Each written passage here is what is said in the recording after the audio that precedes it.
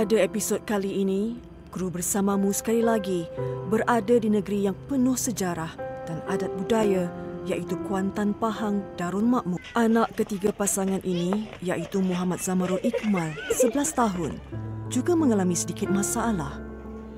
Zamarul mengalami masalah dalam pembelajaran di sekolah bermula usianya 8 tahun. Atas nasihat doktor dan guru, Zamarul kini bersekolah di Sekolah Kemahiran Khas yang akan membantunya fokus dalam latihan minda. Sebab saya dua orang, yang ketiga ni ada kemahiran. Dia tak boleh pergi pelajaran. Zamarul dia lahir normal, tak ada masalah. Saya mula-mula hantar sekolah biasalah dia, sekolah kemas. Orang panggil jumpa saya. Dia pun cakap, anak saya ni bermasalah. Pelajaran dah, dia kata memang tak boleh pergilah. Memang dia kata dia kena sekolah khas lah, dia kata anak saya ni. Sekolah Bukit Angin pun dia panggil doktor juga. Dia pun jumpa doktor khas untuk dia lah. Dia ni alhamdulillah dia pun cemerlang.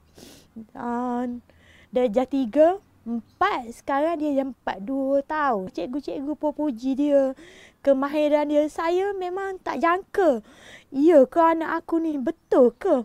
Bila keluarga ni perlu dibantu, maka saya cari jalan bagaimana cara nak membantu. Kerana bukan sahaja adik Zamarul dengan kepakaran yang ada pada dia.